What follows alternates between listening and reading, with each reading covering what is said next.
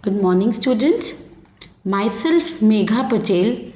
I am here to deliver your technical training lecture on soil mechanics. In this lecture, we would study about basic properties of the soil and their interrelationship. As you all know, soil mechanics is the basic subject of your civil engineering. This subject would be helpful for you for the preparation of your government examinations, for your GATE examinations, and also for your various campus training examinations or campus training procedure. You must have been studied, yeah, you must have been heard about the subject soil mechanics. So, soil mechanics is the subject which, with the help of which you got to know about the soil and the different mechanism related to that soil. Okay, you have not studied this subject till now. You are having this subject in your this current semester. Therefore, I would be going to very basic and very informational points that would be helpful for you in your examinations.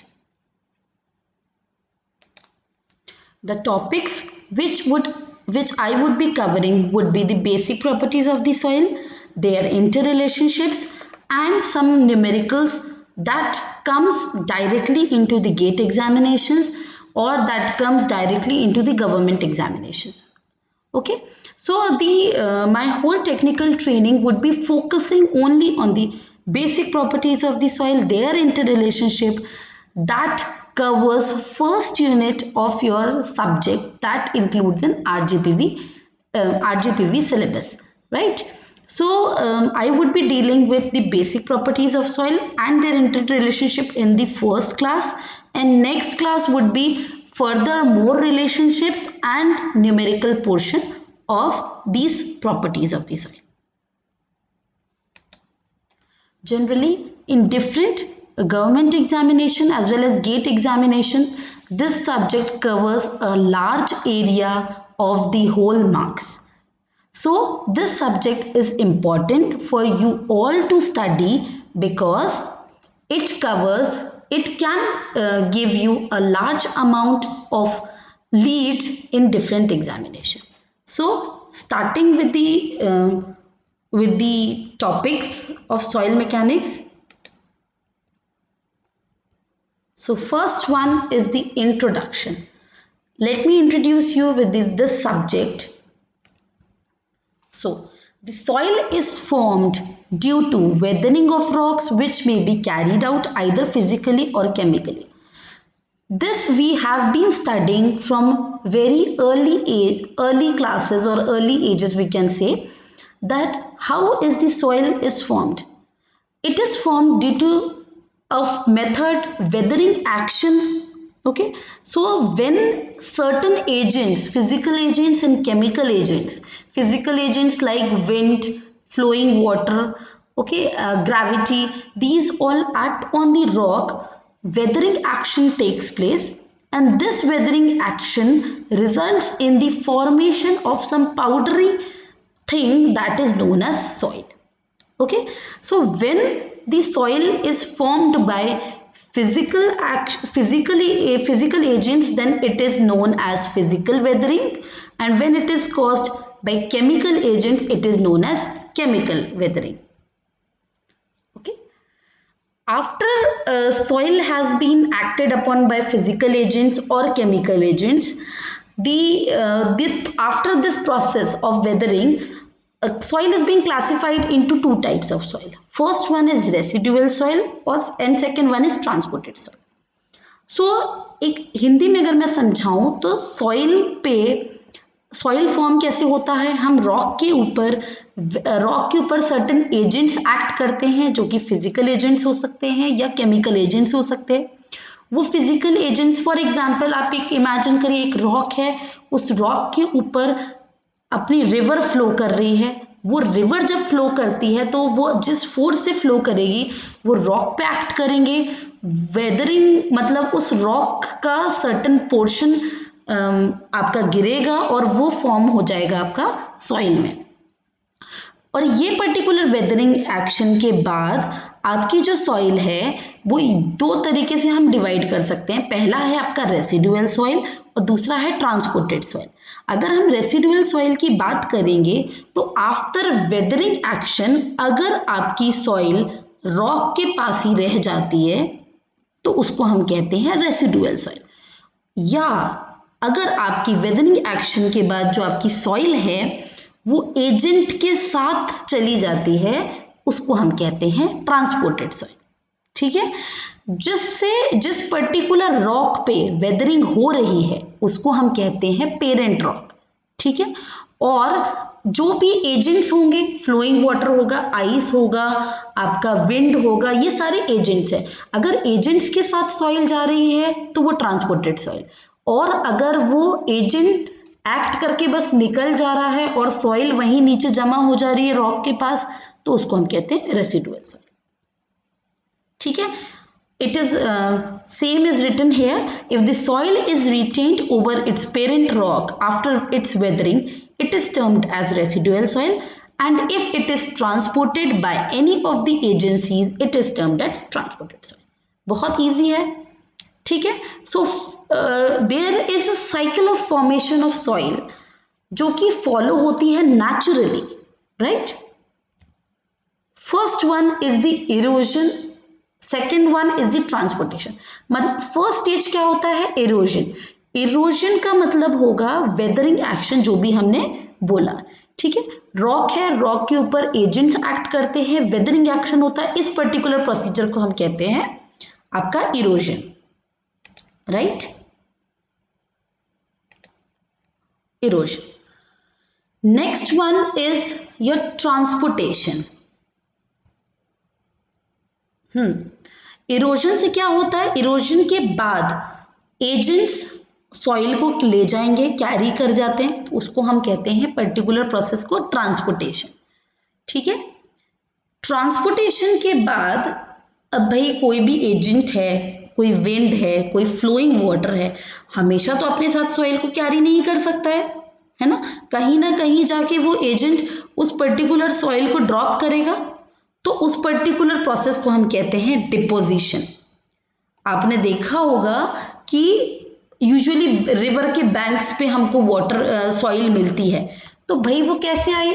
वो transported soil है, flowing water के साथ वो soil flow होके आई है और वो banks पे जाके जमा हो गई। जब वो बैंक्स पे जाके जमा हो जाएगी तो वहां पे सर्टेन जो प्रोसेस होगा उसको हम कहते हैं डिपोजिशन। ठीक है,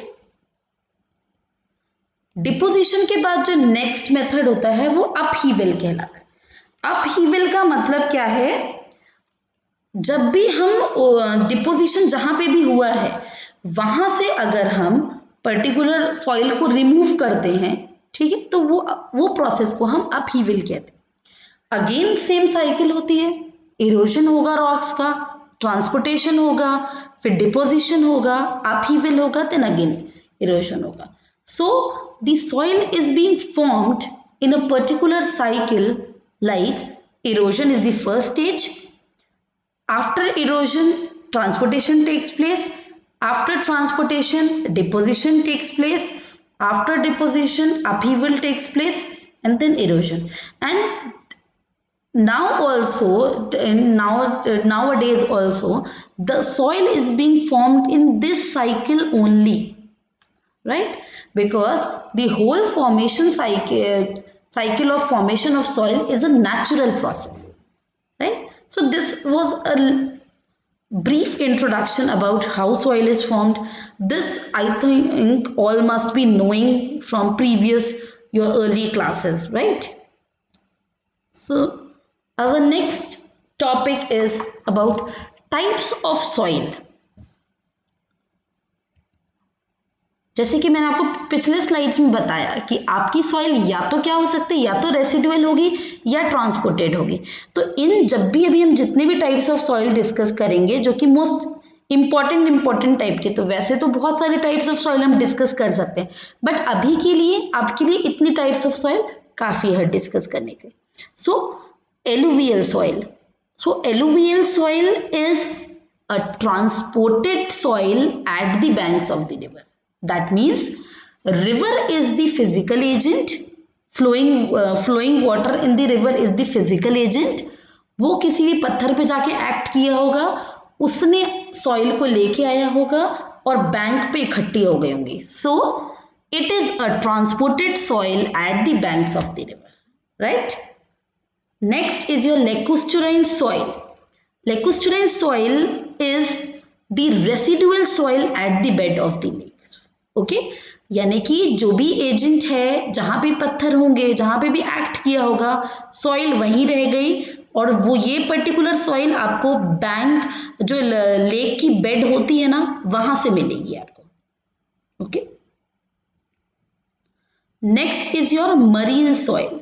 It is a residual soil from the sea, same as the lacustrine soil.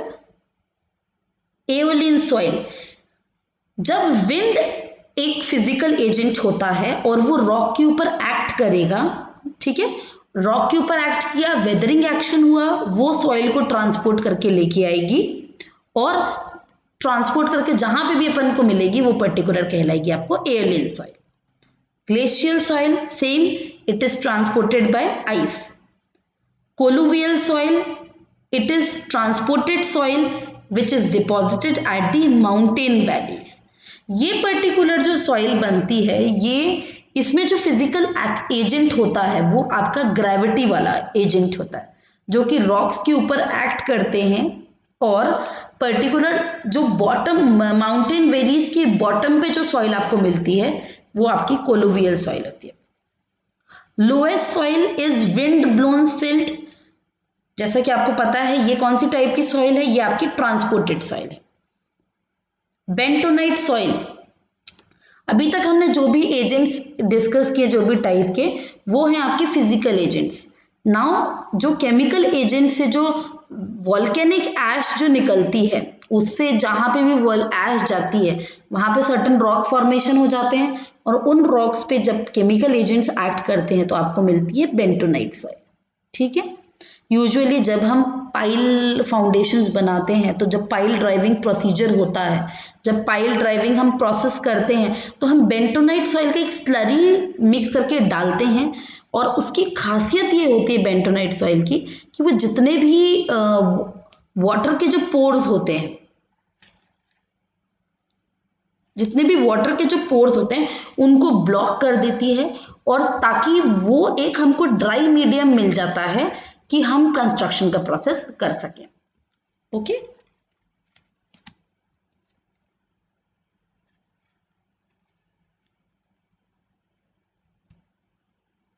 Next is your properties of the soil.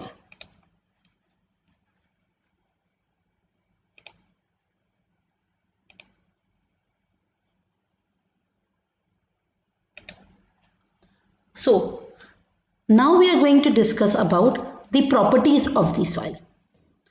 There are many properties, but some would be basic properties whose determination is required everywhere, right? For example, when you are going to construct any building, so you want to know the condition soil, you want to do the soil investigation process of that land, right? So what does we do in that soil investigation process?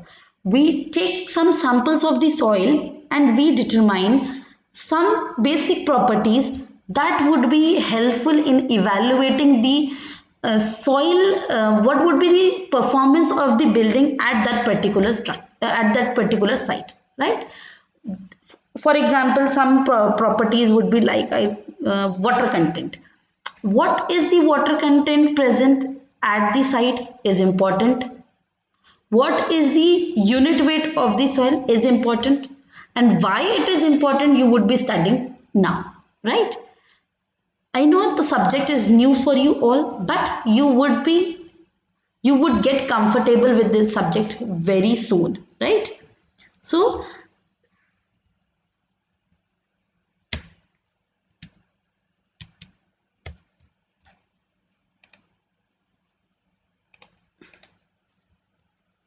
So first of all, before studying the properties of the soil, we have to we have to be familiar with a term that is known as three-phase system, right?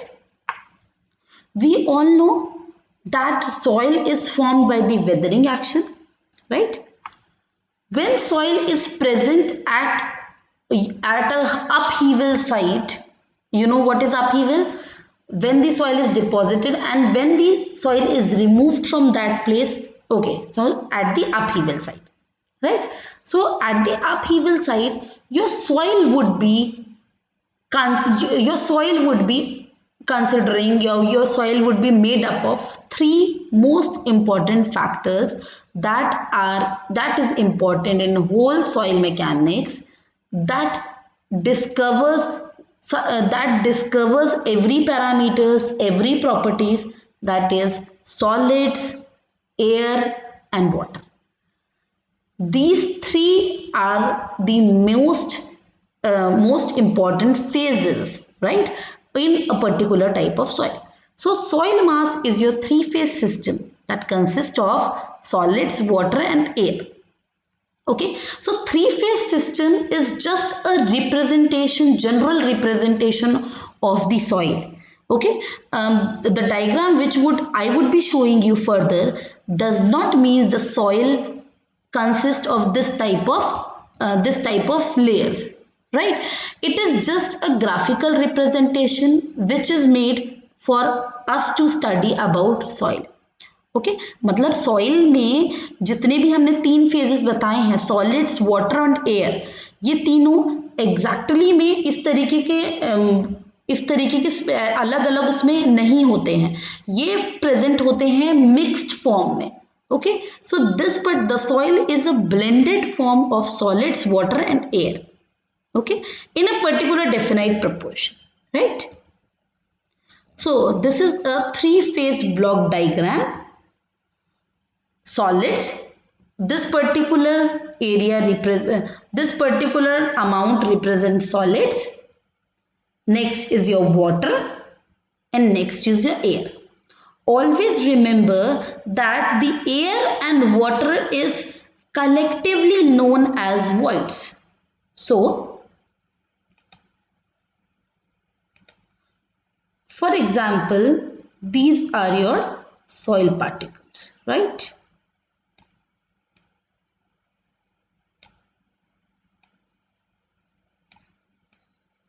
These are your soil particles. Okay, this is your soil. For example, I am telling you this is the amount of soil you are having, right? So what does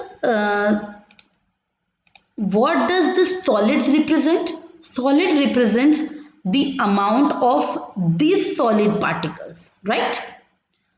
And also you see that when these soil particles are arranged, certain voids are being created here, right? And these voids being created here may carry water or air, okay, or both or partial one, right? If the voids here it is, they may carry whole water, they may carry half water half air. So this representation is what amount of water is present in these voids and what amount of air is present in these voids.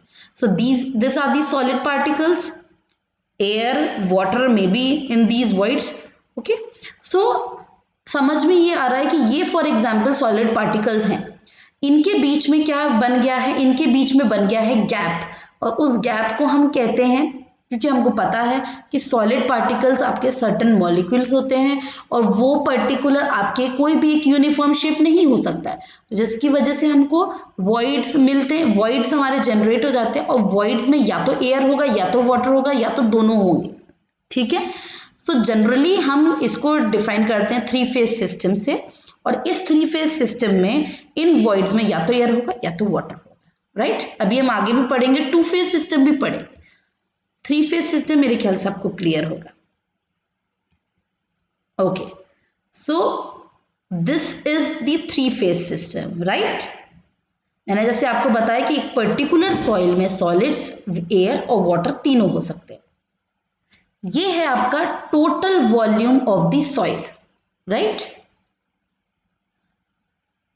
I have already said you that the air and water occupies the space of the voids, therefore they are collectively known as voids, right। मतलब अगर हम voids की बात करेंगे तो voids में हमेशा हम air और water की बात करेंगे। The total volume of voids the total volume would be divided into volume of voids plus volume of solids, right? And the volume of voids is again divided into volume of air and volume of water, right? Okay. V is the total volume of the soil. VV is the volume of solids. VS is the volume of voids and volume of solids. VA is volume of air voids and volume of water voids. Okay. I would further tell you why I am representing a volume of air voids and volume of water voids, right? So, this is the three-phase diagram that we have discussed already before. Three-phase diagram means the soil is considered to have solid particles also, water particles also, and air particles also, right? Air and water is collectively known as voids. Solids अलग होंगे और voids में या तो air होगा या तो water होगा, इसीलिए volume of voids, volume of solids, ठीक है। वॉल्यूम ऑफ वॉइड्स को हम बता सकते हैं वॉल्यूम ऑफ एयर और वॉल्यूम ऑफ वाटर के साथ। अब हम जानते हैं, ये तो हमने थ्री फेज सिस्टम दिया। थ्री फेज सिस्टम में तीन तरीके के हो गए, air, water, solids. Two phase system में क्या होगा, इन तीनों में से कोई दो ही होंगे। कॉमन क्या होगा, सॉलिड्स, ठीक है। अगर एक पर्टिकुलर सॉइल में केवल सॉलिड्स और वाटर हो, इसका मतलब क्या हो जाएगा कि सॉलिड पार्टिकल्स तो हैं आपके पास, लेकिन वॉइड्स जो भी बने हैं उनमें क्या है, पानी है। तो ये पर्टिकुलर सॉइल कौन सी कहलाएगी, आपकी wet soil. Okay, this is the total weight of the soil, volume of water, volume of solids, ऐसी weight of water, weight of solids. Okay, ये टू फेज डायग्राम्स में बता रही हूं आपको। ये है आपका ड्राई सॉइल। ड्राई सॉइल में कॉमन क्या है, सॉलिड्स। सॉलिड्स तो कहीं नहीं जा सकते ना, सॉलिड्स हैं, सॉलिड्स के बीच में जो स्पेसेस जनरेट हुए वो वॉइड्स हैं। मैंने बताया थ्री फेज सिस्टम यानी कि वो वॉइड्स में पार्शियली एयर भी है, पार्शियली वाटर भी है। हो सकता है वाटर ज्यादा हो, एयर कम है, हो सकता है एयर ज्यादा हो, वाटर कम हो, ये कुछ भी हो सकता है। लेकिन जब हम टू फेज सिस्टम की तरफ आएंगे तो वॉइड्स में या तो केवल वाटर ही होगा या तो केवल एयर ही होगा। अगर केवल वाटर होता है तो हम उसको वेट सॉइल बोलेंगे, और अगर केवल एयर होता है तो वो ड्राई सॉइल बोलेंगे। मतलब वॉइड्स में पानी एक भी बूंद प्रेजेंट नहीं है। ऐसी ही weight, volume of air, volume of solids, right. तो यहां से हमको क्या पता चलता है थ्री फेज सिस्टम से, कि total volume is volume of voids plus volume of solids, ठीक है। अगर हम इसके लिए आएंगे टू फेज सिस्टम्स के लिए, तो ये टोटल वॉल्यूम क्या हो जाएगा, volume of water plus volume of solids, और ड्राई सॉइल क्या हो जाएगा, volume of air plus volume of solids, ठीक है। ऐसे ही वेट के लिए हो जाएगा, total weight would be weight of voids plus weight of dry soil। Okay, solids की जगह हम इसको अब वेट के टर्म्स में ड्राई सॉइल बोल रहे हैं। ओके, और यहां क्या हो जाएगा, total weight would be wait of water plus weight of dry soil, right. Particular आपको ये ध्यान रखना है कि सिंस हमको पता है कि जब हम वेट ऑफ एयर देखेंगे तो वो कितना होता है, वेट ऑफ एयर 0, है ना। एयर को आप वेट कर सकते हैं क्या, नहीं वेट कर सकते। इसका मतलब है कि ड्राई सॉइल का जो टोटल वेट होगा उसमें वेट ऑफ वॉइड्स क्या हो जाएंगे, 0, और टोटल जो वेट होगा वो वेट ऑफ ड्राई सॉइल के बराबर हो जाएगा। ओके, चलिए नेक्स्ट हम बात करते हैं प्रॉपर्टीज ऑफ सॉइल की तरफ जाते हैं। और हम पहली प्रॉपर्टी डिस्कस करते हैं, that is your water content, right. So water content का मतलब क्या होता होगा, अगर हम जनरल सोचें कि वाटर कंटेंट का मतलब क्या होगा। अगर हम कोई भी आपके पास गीली मिट्टी रखी हो और सूखी मिट्टी रखी हो तो आप कैसे डिफाइन करते हो उसको। अभी तक हम क्या बोलते आते थे उसको कि ये तो गीली मिट्टी है, ये सूखी मिट्टी है, ठीक है। जो सूखी मिट्टी है वो पूरी तरीके से सूखी हो ये जरूरी नहीं है, और जो गीली मिट्टी हो उसमें कितना पानी प्रेजेंट है वो भी आपको नहीं पता है ना। तो ये पर्टिकुलर जो आपको प्योर ड्राई दिख रही है वो प्योर ड्राई नहीं है, ओके। उसमें कुछ amount of natural water content है, ठीक है। तो वाटर कंटेंट का मतलब क्या होगा, कोई भी सॉइल अगर आपके पास प्रेजेंट है तो उसमें कितना अमाउंट ऑफ वाटर है, कितना वेट ऑफ वाटर है, वो पर्टिकुलर आपकी कहलाएगा वाटर कंटेंट, ओके। अब देखिए ये हम 3 फेज डायग्राम की बात कर रहे हैं। इस 3 फेज डायग्राम में मैंने हमेशा याद रखिएगा कि 3 फेज डायग्राम जब भी आप एग्जाम्स में बनाएंगे, डायग्राम इस तरीके का बनेगा, राइट हैंड साइड में हमेशा हम वॉल्यूम रिप्रेजेंट करते हैं और लेफ्ट हैंड साइड में हमेशा हम वेट रिप्रेजेंट करते हैं, ओके। ये वॉल्यूम है, total volume. Total volume is divided into volume of voids plus volume of solids, okay, and the volume of voids is further divided into volume of air and volume of water, okay। so ये complete description हो गया यहाँ का। जब हम left side में जाते हैं तो टोटल वेट ऑफ दी जो सॉइल है दैट, ये हम यहाँ हम राइट हैंड साइड में वॉल्यूम के टर्म्स में बात कर रहे थे, अब हम वेट के टर्म्स में बात करेंगे। ये डायग्राम मैं आपको इसीलिए समझा रही हूँ क्योंकि सारी प्रॉपर्टीज आपकी इस डायग्राम से निकल के आती है, आपको कोई फॉर्मूला याद करने की जरूरत नहीं है अगर आपके दिमाग में ये डायग्राम बना होगा तो, ठीक है। So the total weight of the soil is weight of voids plus weight of dry soil. जैसा वॉल्यूम होता है वैसे ही वेट होता है। डिफरेंस क्या है, जब हम वेट ऑफ वॉइड्स की बात करेंगे तो केवल वेट ऑफ वाटर भी लिखेंगे तो भी चलेगा, क्योंकि वेट ऑफ एयर क्या होता है, 0 होता है, ठीक है। मैंने क्या कहा था आपको, सारे फॉर्मूलाज किससे निकल के आएंगे, इसी डायग्राम से निकल के आएंगे, ओके। सो डेफिनेशन आपको याद करने की जरूरत नहीं है, बस ये आपके रेफरेंस के लिए यहाँ लिखा, the ratio of weight of water to the weight of solids present in a given soil mass, यानी कि कितना अमाउंट ऑफ वाटर प्रेजेंट है to the weight of solids is your water content. हमेशा इसको काय में एक्सप्रेस करते हैं, परसेंटेज में एक्सप्रेस करते हैं। एक और बात लिखी है, the water content of fine grain soils is greater than coarse grain soil. ये भी मैं आपको एक्सप्लेन करती हूँ। सबसे पहले उसका फॉर्मूला देखें, और वाटर कंटेंट कैसे रिप्रेजेंट करते हैं, W से रिप्रेजेंट करते हैं, wait of water upon weight of solids into 100। ये आपका क्या हो गया, वाटर कंटेंट हो गया, ठीक है। अब इस वाटर कंटेंट को अगर हम समझें तो कैसे समझ सकते हैं भाई, पूरी सॉइल आपके पास प्रेजेंट है, ठीक है, पूरा 3 फेज डायग्राम में जितनी आपको दिख रही है उतनी सॉइल आपको प्रेजेंट है, ठीक है। X amount of solids present है, ठीक है, Y amount of water present है और Z amount of air present है। तो एयर से हमको कोई मतलब है नहीं। वाटर कंटेंट का मतलब क्या होता है, अगर हमने बोला कि कोई मिट्टी कितनी गीली है तो हम कैसे बताते हैं उसको टच करके बताएंगे। अब से हमेशा इंजीनियरिंग टर्म्स में हम उसको बोलते हैं कि इसमें इतना परसेंटेज वाटर कंटेंट है, इसमें इतना परसेंटेज वाटर कंटेंट है, ठीक है। तो वाटर कंटेंट का मतलब क्या है कि सॉलिड्स की कंपैरिजन में पानी कितना प्रेजेंट है, वो होता है आपका वाटर कंटेंट। हम हमेशा बोलते हैं ना कि आपको 100 में से 60 नंबर आए, तो हम किससे कंपेयर कर रहे हैं, आपको 100 से कंपेयर कर रहे हैं कि आपको क्या 100 है और 60 आपके मार्क्स आए हैं। उसी तरीके से वेट ऑफ सॉलिड्स अगर x है तो उस weight of x amount of solids की कितना रेशियो पानी प्रेजेंट है, that is your water content, ठीक है। हमेशा हम इसको परसेंटेज में लिखेंगे कि सॉइल में 30% वाटर कंटेंट है, सॉइल में 40% वाटर कंटेंट है, सॉइल में 50% वाटर कंटेंट है। हमेशा इसको काय में रिप्रेजेंट करेंगे हम, परसेंटेज में रिप्रेजेंट करेंगे। ठीक है, दूसरी चीज मैंने लिखी, water content of fine grain soil is greater than coarse grain soil. इसका मतलब क्या है?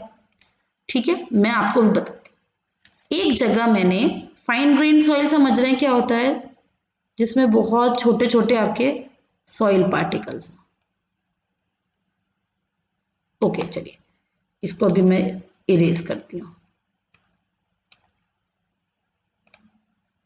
पेन। फॉर एग्जाम्पल, ये जो बड़े बड़े पार्टिकल्स बताए मैंने, ये आपका है कोर्स ग्रेन सॉइल। ठीक है, और अब मैं बना रही हूं आपकी फाइन ग्रेन सॉइल।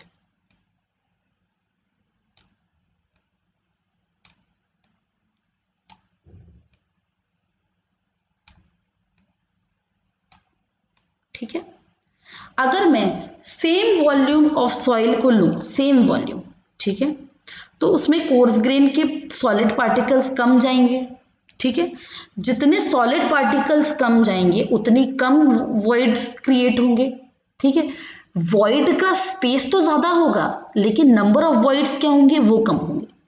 उसी जगह पे अगर मैं वही सेम वॉल्यूम में फाइन ग्रेन के पार्टिकल्स रख दूं, तो वो फाइन ग्रेन पार्टिकल्स क्या करेंगे, ज्यादा आ पाएंगे उसी वॉल्यूम में, ज्यादा आएंगे, इनकी वॉइड्स की स्पेस जरूर कम है। ठीक है, इनकी वॉइड्स की स्पेस जरूर कम है, लेकिन हाँ, इनकी वॉइड्स की स्पेस जरूर कम है लेकिन नंबर ऑफ वॉइड ज्यादा है।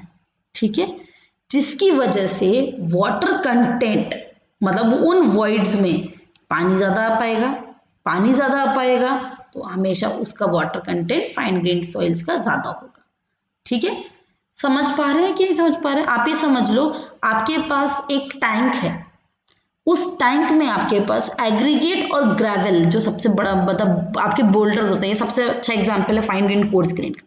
बोल्डर्स रख दो एक टैंक में और एक टैंक में हमने एग्रीगेट रख दिया, कौन ज्यादा भर पाएंगे?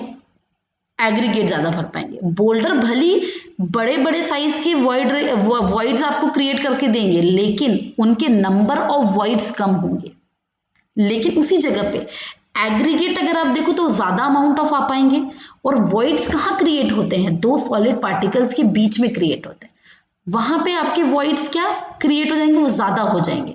ठीक है, उसके कारण क्या हो जाएगा, आपका वॉइड रेशियो ज्यादा हो जाएगा, और वॉइड रेशियो ज्यादा हो जाएगा तो आपका वाटर कंटेंट ज्यादा हो पाएगा। ठीक है, so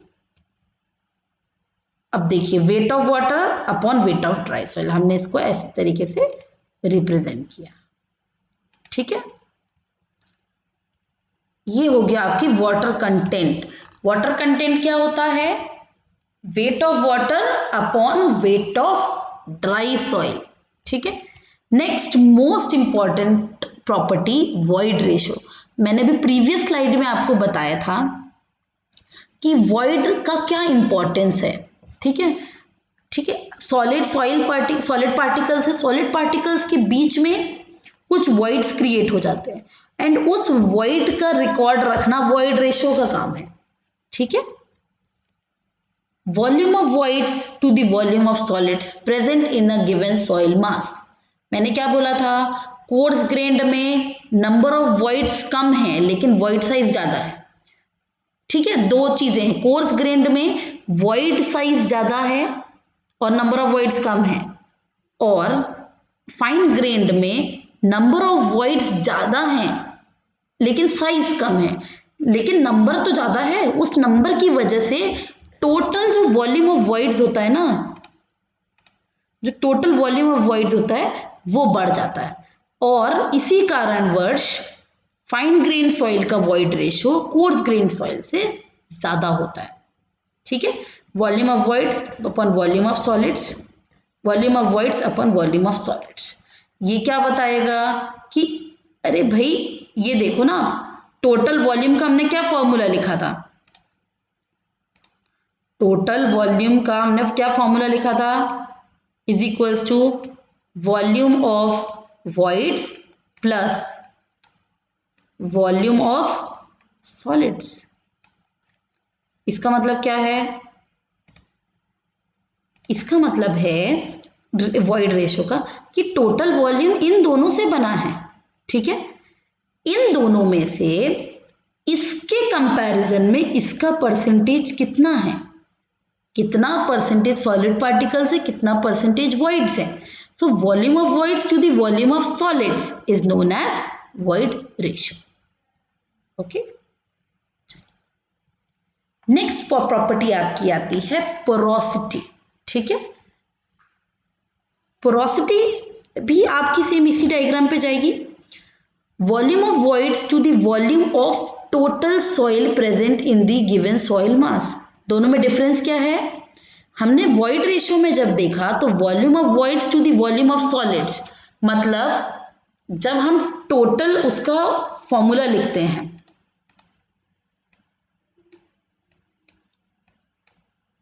volume of voids plus volume of solids, जब हम ये पूरा लिखते हैं तो वॉइड रेशियो का मतलब क्या होता है? वॉइड रेशियो का मतलब होता है कि सॉलिड्स के कंपैरिजन में वॉइड्स कितने हैं। लेकिन पोरोसिटी का क्या मतलब है कि टोटल वॉल्यूम के कंपैरिजन में वॉइड्स कितने हैं, ठीक है। अगर मैं बोलूं कि इन दोनों में से पोरोसिटी और वॉइड रेशियो में से आप सबसे ज्यादा किस पे भरोसा करोगे, आप सबसे ज्यादा किस पे भरोसा करोगे, तो आप क्या बोलोगे? अच्छा एक बात बताइए, आपने पर्टिकुलर आपका सब्जेक्ट है सोम, ठीक है, आपने बोला कि मेरे एग्रीगेट बने 78%, ठीक है, 78% बोल दिया, तो क्या इसका मतलब ये होगा कि आपको 78% हर सब्जेक्ट में आए? नहीं, इसका क्या मतलब होगा कि ओवरऑल आपको 78 आए, ठीक है। अगर आपको सोम में जानना है तो सोम के मार्क्स देखोगे और सोम के मार्क्स को 70 से डिवाइड करोगे, राइट, 100 पूरा टोटल मार्क्स से डिवाइड करोगे। सोम में आपके 40 नंबर आए, लेकिन आपका टोटल परसेंटेज क्या बना? 78% बना। सो इसका मतलब क्या होगा कि जो ज्यादा एक्यूरेट है इंजीनियरिंग पर्पज से वो कौन सा है? वॉइड रेशियो है, क्योंकि वॉइड रेशियो में हम ये बता रहे हैं कि टोटल वॉइड्स का क्या परसेंटेज है on the basis of on the comparison of total volume of solids, ठीक है। इसीलिए हम आप क्या बोलेंगे? पोरोसिटी का सिग्निफिकेंस, इसको हम ये बोल सकते हैं कि परसेंटेज वॉइड्स है, ठीक है, कितना परसेंटेज आया आपका। उसी तरीके से टोटल वॉल्यूम में से वॉल्यूम ऑफ वॉइड्स कितना है, ये परसेंटेज वॉइड्स है। Engineering significance of void ratio is more in comparison to porosity, ठीक है, ये मैंने एक्सप्लेन कर ही चुकी हूं आपको। Volume of voids by total volume of solids soil is your porosity, ठीक है। अब दोनों टर्म्स एक जैसे हैं, बस क्या है? डिनोमिनेटर का डिफरेंस है। तो इन दोनों के बीच में मुझे सबसे पहला रिलेशन मिलेगा, okay, relationship between void ratio and porosity. पहले तो डायग्राम देख लें, डायग्राम यही चलता रहा। मैंने आपको बोला कि ये डायग्राम अगर आपको याद है तो आप सारी प्रॉपर्टीज को आपको क्लियर होगी। Porosity is your volume of voids upon total volume, okay. अगर हम पोरोसिटी को लिखें इस तरीके से, volume of voids upon total volume, तो टोटल वॉल्यूम को क्या लिख सकती हूँ? Volume of voids plus volume of solids लिख सकती हूँ मैं, लिख सकते हैं। यहां से डायग्राम से देखिए आप, dividing numerator and divider by VV. जब हमने वीवी से वॉल्यूम ऑफ वॉइड से डिवाइड किया तो हमको क्या मिला? यहाँ पे 1 plus 1 plus V S by VV, और वी एस बाय वीवी क्या है? हमने भी पिछले स्लाइड्स में पढ़ा है कि volume of voids upon volume of solids is your void ratio, therefore 1 plus 1 by E, और इसको पूरा सॉल्व करने पे ई बाय 1 प्लस ई, और क्रॉस रिलेशन में देखें तो E is equals to porosity by 1 minus porosity. ये तो सिंपल मैथमेटिकल डेरिवेशन है। इसका मतलब क्या हुआ कि वॉइड रेशियो ज्यादा एक्यूरेट है पोरोसिटी कंपैरिजन में, ठीक है, लेकिन डिटर्मिनेशन किसका इजी होगा? डिटर्मिनेशन पोरोसिटी का ज्यादा इजी होगा। जो प्रॉपर्टी मैंने आपको भी बताई, इन सब के आप अपने जो 7th सेमेस्टर के सब्जेक्ट्स पढ़ोगे, इन सब की आप लैब में आपको डिटर्मिनेशन भी समझ में आएगा कि कैसे डिटर्मिनेशन होता है। वाटर कंटेंट को हम प्रैक्टिकली कैसे निकालते हैं, वॉइड रेशियो को हम प्रैक्टिकली कैसे निकालते हैं, ठीक है। तो पोरोसिटी और वॉइड रेशियो हो गया, porosity is equals to E by 1 plus E, और वाइस वर्सा क्या होगा, E is equals to porosity by 1 minus porosity. ठीक है।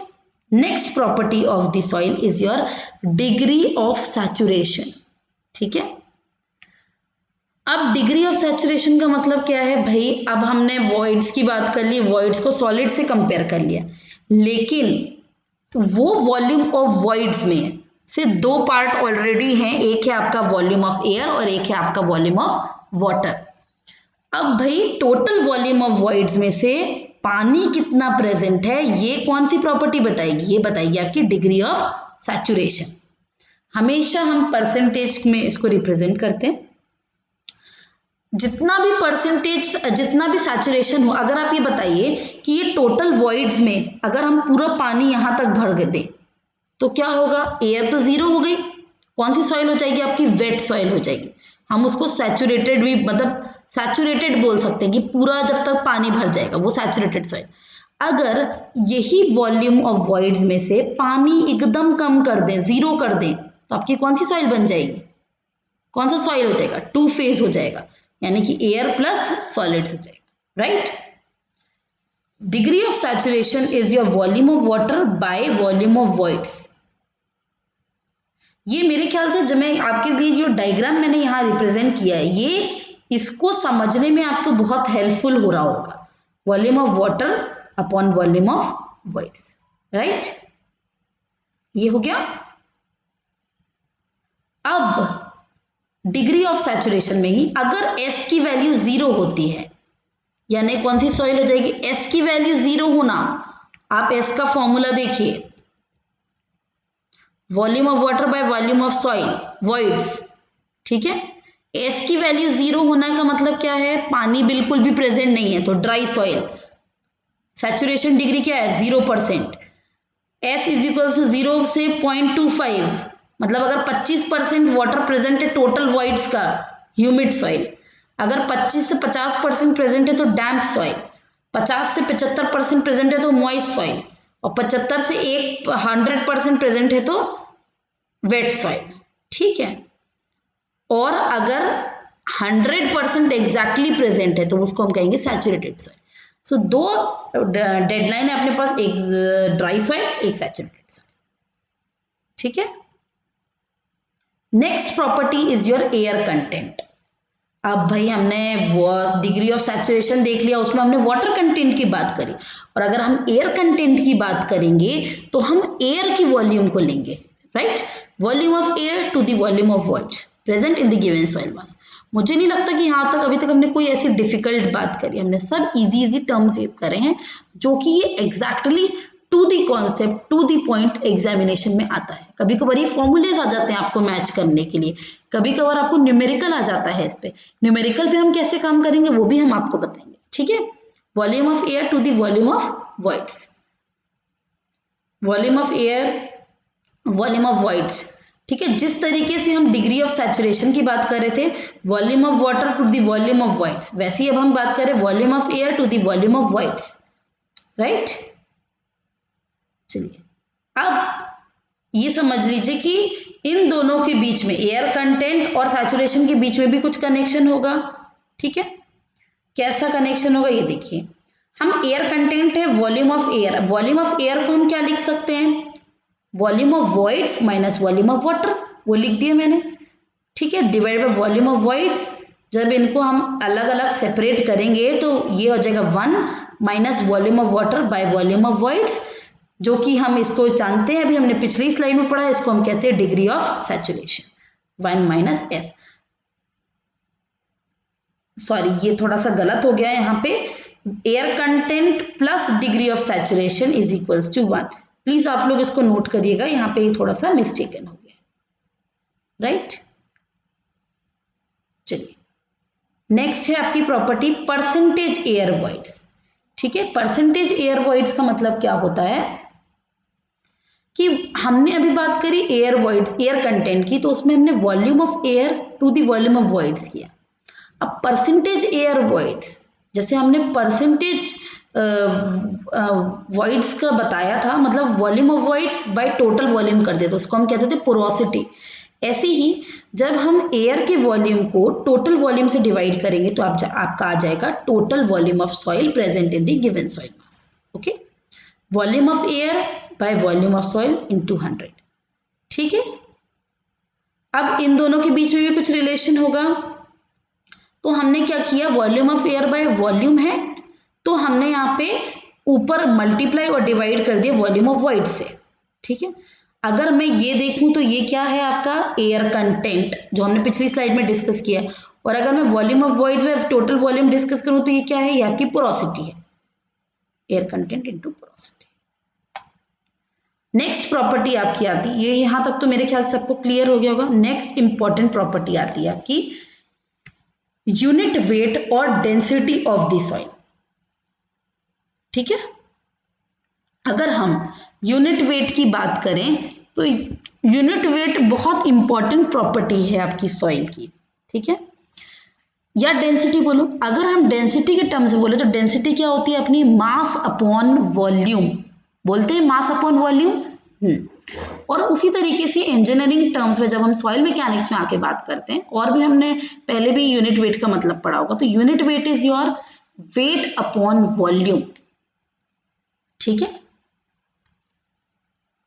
Ratio of weight of the soil upon volume of the soil present in existing condition of soil मास, ये हो जाएगा आपका unit weight.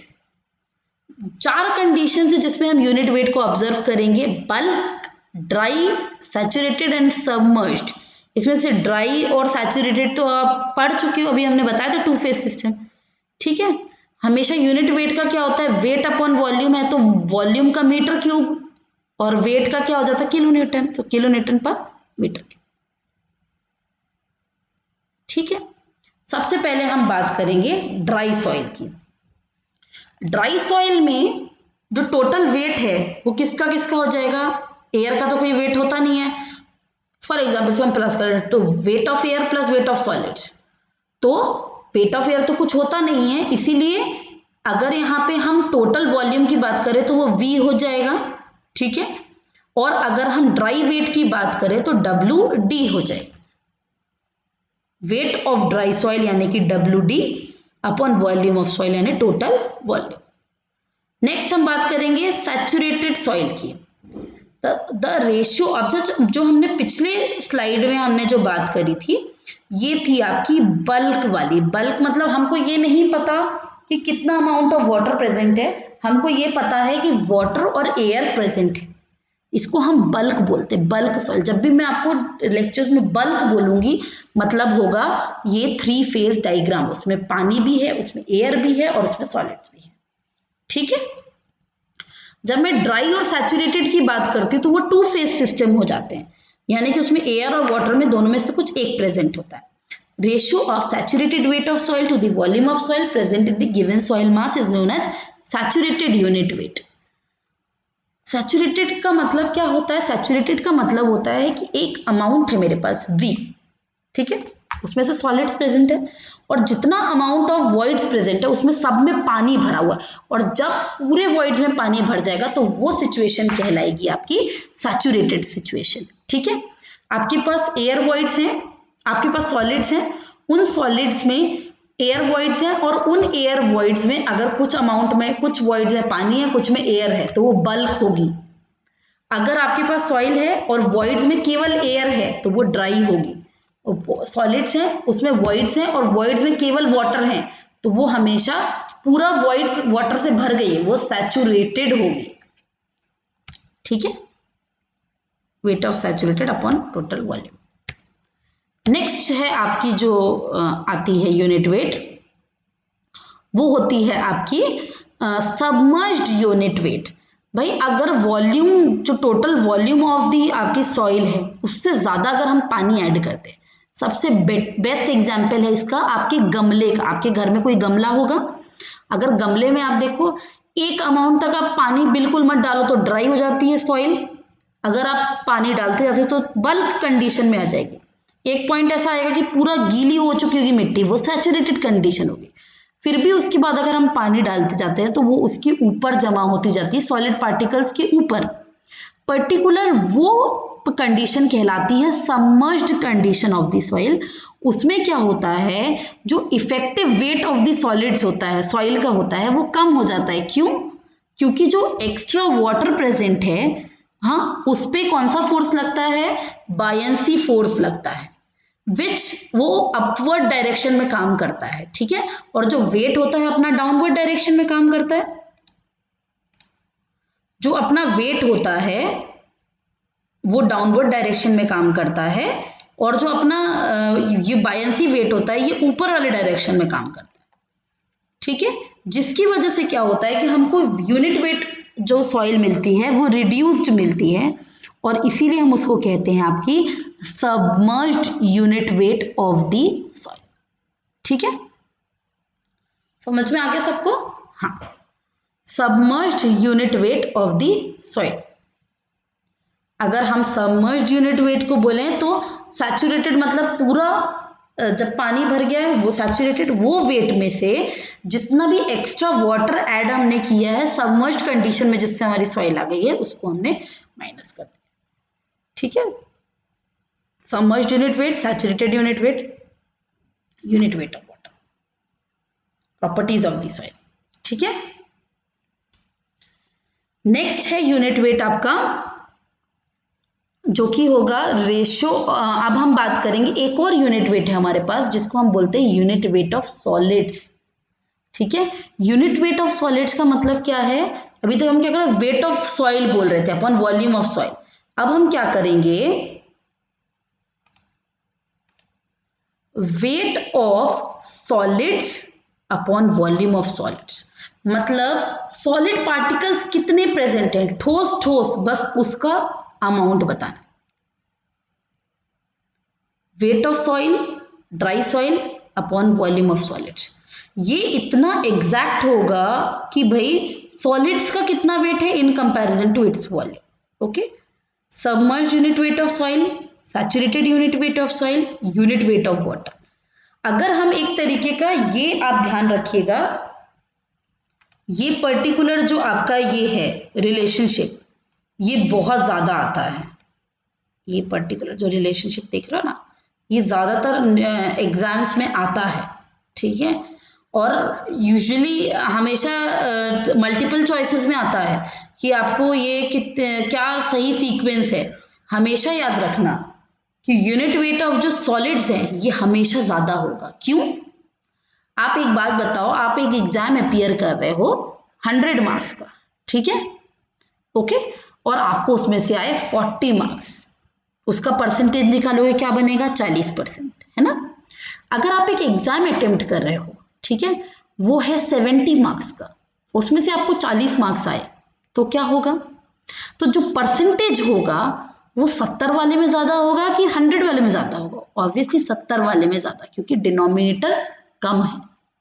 जब हम सॉलिड्स के वेट को वॉल्यूम ऑफ केवल सॉलिड से कंपेयर करेंगे तो क्या होगा आपका, ये आपका ये कम, ये ज्यादा आता है आपको गामा, इसलिए सबसे ज्यादा जो आपको मिलेगा यूनिट वेट ऑफ सॉलिड्स, उसके बाद सैचुरेटेड, उसके बाद बल्क, उसके बाद ड्राई, और सबसे कम क्या होगा, सबमर्ज्ड, क्योंकि सबमर्ज्ड में वाटर का बायंसी फोर्स हम माइनस करते हैं। ठीक है,